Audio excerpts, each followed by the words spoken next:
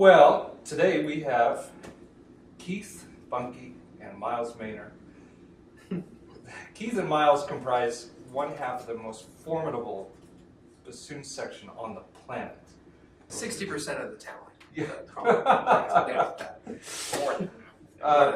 They're both newer members of the orchestra. You, Miles, you joined in 2013 in July. Yes, as did you.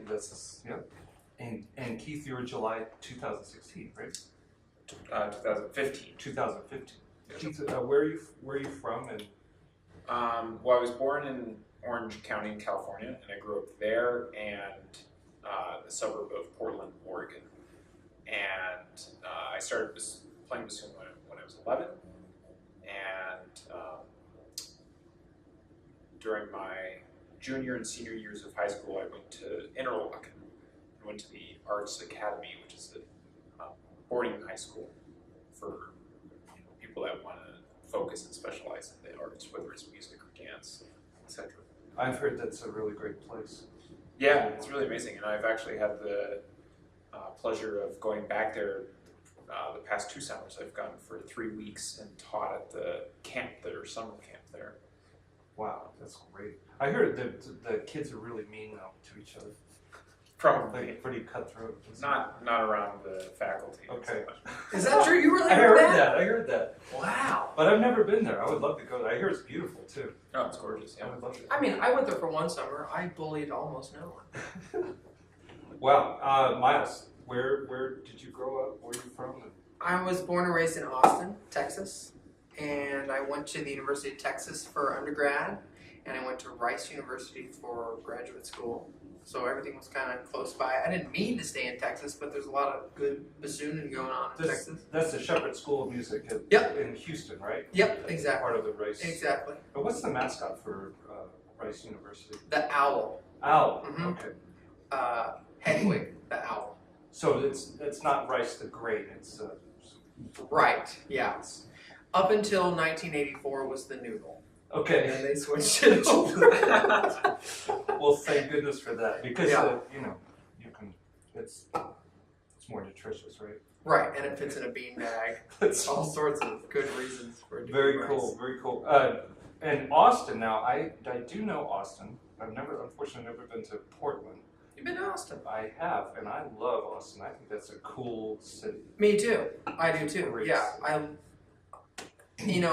everyone loves Austin, and the Austin that they imagine is a different Austin usually. My parents were in Austin in the late 70s and 80s, and the Austin that they imagine that they love is different than the one that I grew up in, and which is different still than the one that is now. Because it's evolving so Yeah, fast. yeah, because of technology and that industry, it's just totally changing everything. So very few people are. There's a But lot that's of good. people moving into Austin. Yeah, it's good for the city. There's a lot of angry old Austinites there for sure. Oh, well, they just moved them out to the. Yes, exactly. So all the old Austinites don't live in Austin anymore because it's too expensive.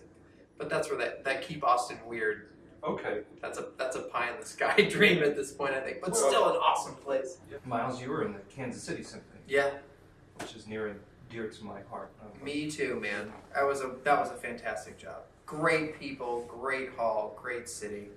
It's a lovely place. I love that. And there's a similarity here in that when I talk to people about what I do here in Chicago, the people that go to these concerts are super fans of the orchestra. We have sometimes I'll run into these people when I'm attending to a concert that I'm not playing on. This happened a couple weeks ago. And I sat next to someone and we got to talking and they always recognize me, first of all, which I think is unusual. Because I'm not even like a at big, the Walgreens. like at the Walgreens, yeah. And it's not a real prominent position, but they're like, oh, you're they always say, oh, you're the young bassoon player. And I go, well, not anymore. I'm one of the old bassoon players, and now there's a younger bassoon player.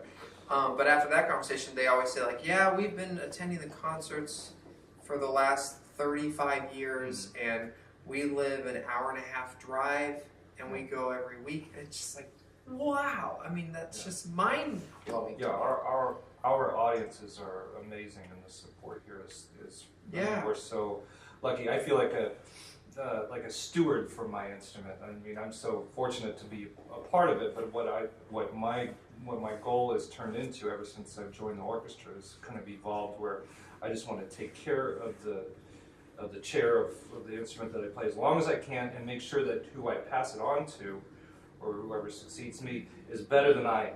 Right. That's my goal at this point. Right. I find that the Chicago audiences are very attentive, and what's really great is after we're done playing at the concert, they don't all just bolt like trying to run for the exits. Right. Because that always makes you feel a little bit strange. I've been in some other cities and we've finished playing, and it's, I don't know, it just, you pour your heart out for 2.5 hours, and it's nice to have that moment with the audience where you're acknowledging their presence, and you look at them and you make eye contact, and it's this very special moment. I get that here. Sure.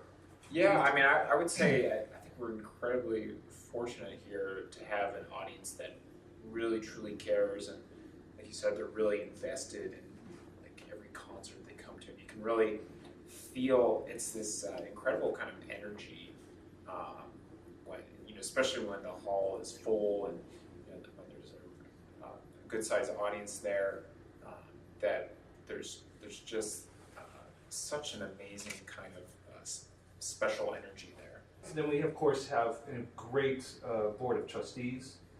We have and an incredible president, Jeff Alexander. Who's brand new out of the box. Yeah, 2014 or, yeah. 15 maybe? Okay. Well, he's relatively new, but he's at every concert, like every concert. And that's so, I mean, I feel like, I hope he's not taking notes or something. Right, but yeah, I'd love I'm kidding, I'm teasing. And not just him, I see all sorts of people. Right, and then of course, we can't forget the chair of the Board of Trustees, which is Helen Zell. Right. And she's there at rehearsals, I see her there. And by the way, I was looking up, just first woman chair in the 127-year history of the Chicago Symphony Orchestra. I think that's awesome. And she cares so much, so deeply about us and everybody in the staff. And she's a definite arts person. Yeah, I just think we're very fortunate here to have this kind of, and it's something I definitely noticed the minute I stepped into the building here, that there was this kind of sense of history, there was a sense of importance in a way, I guess. I think what's important to also stress is that when you go to an orchestra concert, you may be surrounded by a lot of people that are very knowledgeable or have a lot of experience coming to the concerts, but the music is as fresh as if it was written today also, and it's accessible today. I know plenty of people who don't know anything about classical music, and then they come for the first time and they're surprised and blown away, and that's because of the nature of music when it's played at a really high level. It was written for the people. It wasn't written for the instrumentalists. It was written for the people. And so whether you know a lot about it or you don't know anything about it, it is for you. And that's something Muti talks about a lot. Like he got that from me. That's where he got that. I mean, that's where he gets most of his things. Right. Yeah.